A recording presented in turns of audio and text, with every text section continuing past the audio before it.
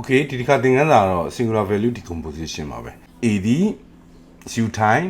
sigma time v transpose ပေါ့နော်ဒီမှာ sigma ကတော့ diagonal metric ပါ u နဲ့ v ကတော့ orthogonal metric ပေါ့ရှေ့ခန်းမှာတွေတုန်းကကျွန်တော်တို့လေ့လာခဲ့တာက A ဒီ u time lambda time u transpose ဒါဒီ symmetric positive definite metric တွေအတွက် singular value decomposition form တစ်မျိုးပါပဲsymmetric case ဒီမှာဆိုရင် eigen vector တွေက orthogonal ဖြစ်ပါတယ်ဒီထက်က eigen vector တွေက orthogonal ဖြစ်တယ်positive definite ဒီမှာဆိုရင် lambda ကလည်း positive lambda ဖြစ်တာပေါ့နော်အဲ့တော့နောက် case တစ်ခုမှာကျတော့ဒါအပြင် a ကို x time lambda time s inverse ဆိုပြီးတော့ကျွန်တော်တို့ decompose လုပ်ခဲ့ကြပါတယ်ဒီမှာ s ကတော့ orthogonal metric မဟုတ်ပါဘူးသူဒီ eigen metric တတ်ပဲဖြစ်ပါတယ်အခုတစ်ခါတော့ကျွန်တော်တို့က orthogonal time diagonal time orthogonal metric ကိုရှာမယ် orthogonal ဖြစ်တဲ့ u diagonal metric orthogonal metric ပေါ့နော်အဲ့တော့ဒီမှာကြည့်ပါရတယ်ကျွန်တော်တို့ metric တစ်ခုမှာ row space နဲ့ column space တွေရှိတာကျွန်တော်တို့သိခဲ့ကြပြီအဲ့တော့ column space မှာ u1 နဲ့ u2 ရှိမယ် u1 နဲ့ u2 ဒီတောင်းမှန်ကြမယ် perpendicular ဖြစ်မယ် row space မှာလည်း v1 နဲ့ v2 ရှိတယ်ဆိုပါစို့နော်v1 နဲ့ v2 ကလည်း perpendicular ကြမယ်တနည်းအားဖြင့်ပြောမယ်ဆိုလို့ရှိရင်v1 နဲ့ v2 က row space အတွက် basis ပဲပေါ့နော် u1 နဲ့ u2 ကလည်း column space အတွက် basis ပဲပေါ့အဲ့တော့ကျွန်တော်တို့ကအဲ့ဓာတွေကိုဘာလုပ်တာလဲဆိုတော့ h space ထဲမှာ orthogonal ဖြစ်တဲ့တောင်းမှန်ကြတဲ့ vector တွေကိုရှာတာပါဒီမှာဆိုလို့ရှိရင် v2 နဲ့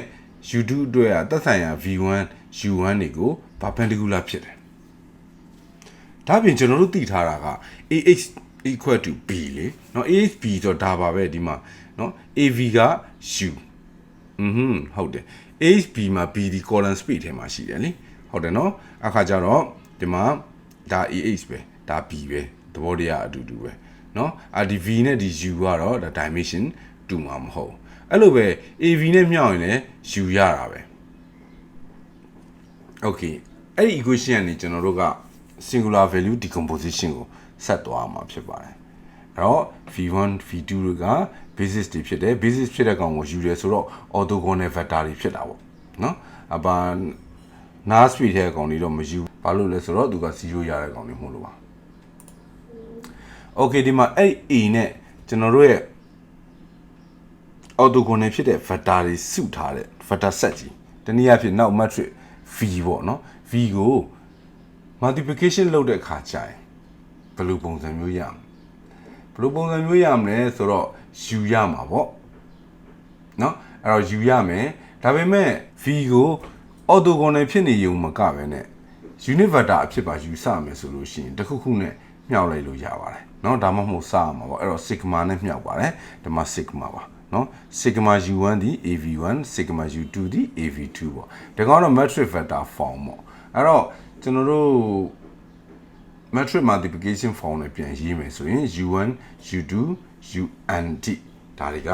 vector တွေပါ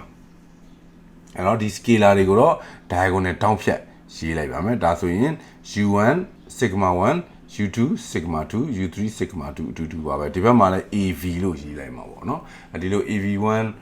sigma 1 u1 ရေးမယ်အစားဒါမျိုး matrix form နဲ့ရေးလိုက်ပါမယ်အဲ့တော့ဒီ u ကလည်း column space ထဲက basis vector တွေပေါ့နော်ဒီကောင်ကတော့ row space ထဲက basis vector တစ်ခုနဲ့တစ်ခုတောင်းမှန်ကြတယ် basis vector တွေဖြစ်တယ်ဒီလောက်သိထားရင်လုံလောက်ပါပြီဟုတ်ပြီအဲ့တော့ဒီကောင်ကိုပြန်ရေးမယ်ဆိုလို့ရှိရင် a time v ဒီ u time sigma ပေါ့နော် sigma ဒီဗာလဲ sigma ဒီ diagonal metric okay v နဲ့ u နဲ့ကဗာလဲဒီကောင်တွေကသက်ဆိုင်ရာ row space column space ထဲကvector တွေပါတဲ့ matrix ပါအဲ့မှာထူးခြားတာက column တစ်ခုနဲ့တစ်ခု perpendicular ဖြစ်တဲ့ vector တွေပါဝင်ပါတယ်အဲ့တော့ a က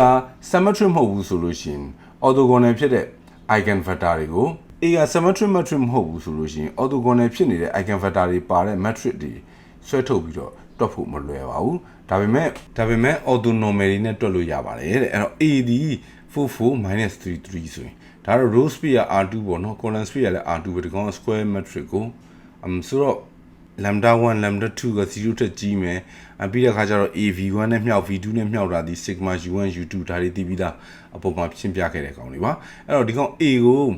u time sigma time v inverse နဲ့မြောက်ရင်ရနိုင်ပါတယ်ဒီဘက်မှာ v inverse နဲ့မြောက်တဲ့ခါကျရင်ဒီဘက်ကို v inverse ရောက်လာပါလိမ့်မယ်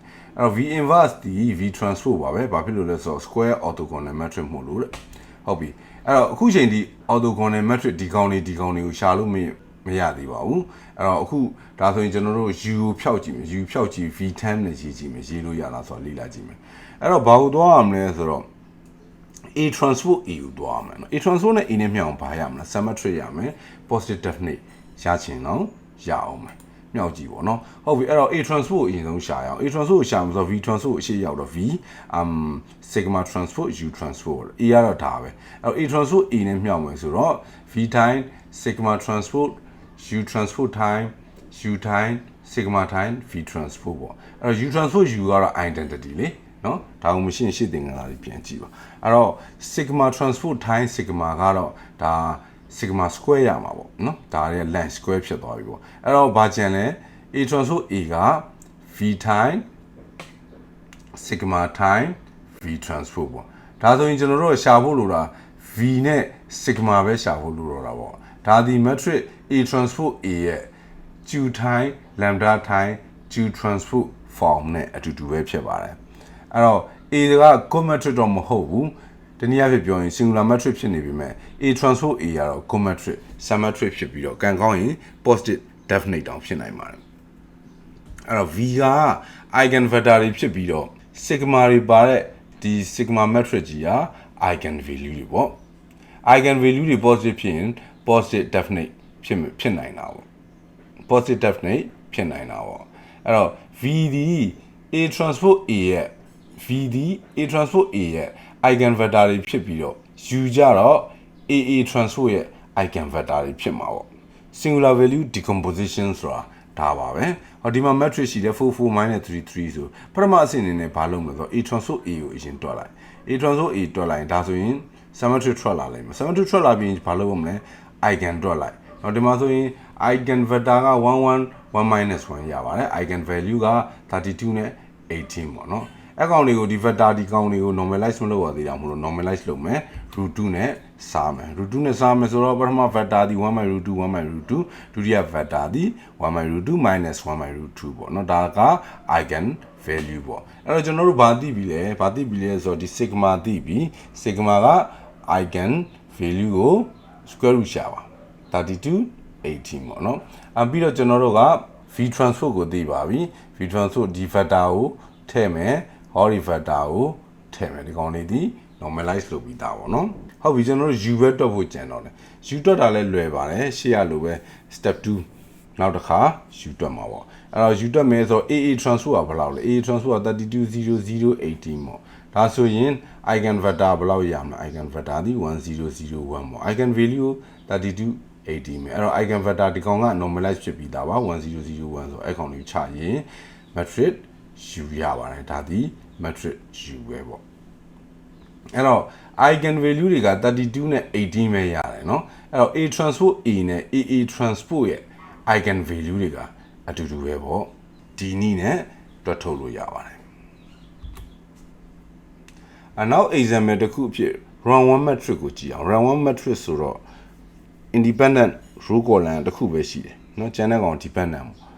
okay 4 3နဲ့8 6အဲ့တော့ဒီကောင်ကို vector တစ်ခုနဲ့မြောက်ရင်ရလာတဲ့ output ဒီ column speed ထဲမှာရှိတဲ့ကောင်ဟောဒီ speed ထဲမှာရှိတဲ့ကောင်ဖြစ်မှာအဲ့တော့4 8ပေါ့နော်4 8ဆိုတော့အခုသူ့ကို4နဲ့ပဲစားလိုက်မယ်1 2ရမှာပေါ့နော်1 2ရမယ်ဒီကောင်ဒီ column speed ထဲကောင်ရမယ်လို့ပြောတာဟုတ်နော် column speed ထဲကcolumn speed ထဲ unit vector ဆိုရင် unit length ရှိအောင်လို့1နဲ့2နဲ့ဆိုတာ length square ရှာရင်1ရအောင်လို့1 by √5 နဲ့စားလိုက်တာပေါ့နော် normalize လုပ်လိုက်တာပေါ့ဒါဆိုရင် u1 ကိုရပါပြီအဲ့လိုပဲ v1 ကလည်းဒီ43 row vector နဲ့တခုခုမြောက်နော်တခုခုမြောက်မယ်ဆိုတော့ရတယ်ဒီကတော့စားလိုက်မယ်ဒသမကိန်းနေရအောင်ဒီကောင်ကတော့ 0.8 နဲ့ 0.6 နော် 0.8 နဲ့ 0.6 ဆိုတော့ဒီကောင်ကို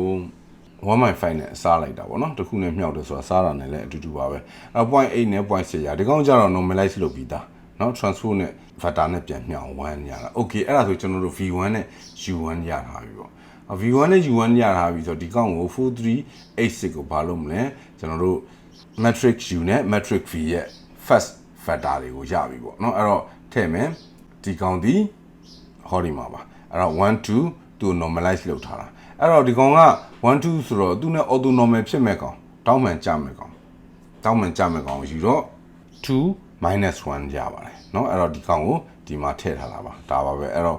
1 by root 5ကတော့ဝင်ပြီးတော့စားလိုက်လဲရပါတယ်ဟုတ်ပြီဒီကောင်ကရော8 minus 6 8 minus 6ဆိုတော့ကျွန်တော် intuition နဲ့ပဲစဉ်းစားလိုက်တယ်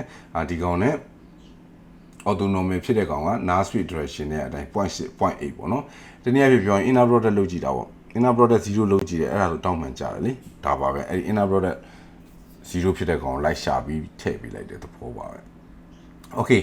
အဲ့တော့ဘာရလဲဆိုတော့ကျွန်တော်တို့ decompose လုပ်တဲ့ခါကျတော့ဒီ matrix A ကဒီမှာပြီးတော့ဒီမှာ U ဒီမှာ V transpose ရပါတယ်ဟုတ်ပြီဒီကောင်ကတော့ diagonal က eigen ရရင်ရပြီအဲ့တော့ eigen value တွက်ဖို့လိုတယ်အဲ့တော့မူလ matrix ကိုတွက်စရာမလိုဘူး A transpose A ပြီးရင်သူရဲ့ eigen ကိုရှာရင်0နဲ့1 2 5ရတယ်ဒါကြောင့်မို့ square root of 1 2 5 0ပဲဒါဒီ column ဒါဒီ diagonal ဒါဒီ row ပေါ့အဲ့တော့ဒီ matrix ကို orthogonal ဖြစ်နေတဲ့ matrix U diagonal ဖြစ်တဲ့ sigma orthogonal ဖြစ်နေတဲ့ matrix V transpose နဲ့တည်ဆောက်ထားတာပါဒါဒီ singular value decomposition ပဲဖြစ်ပါတယ် level 2ကျရင်တော့ဒီကောင်ကို optic နဲ့ဘယ်လိုတွက်ရမလဲဆိုတော့ရှင်းပြထားပါတယ်နောက်ထပ် playlist တစ်ခုကိုလေ့လာကြည့်နိုင်ပါတယ်ကျေးဇူးတင်ပါတယ်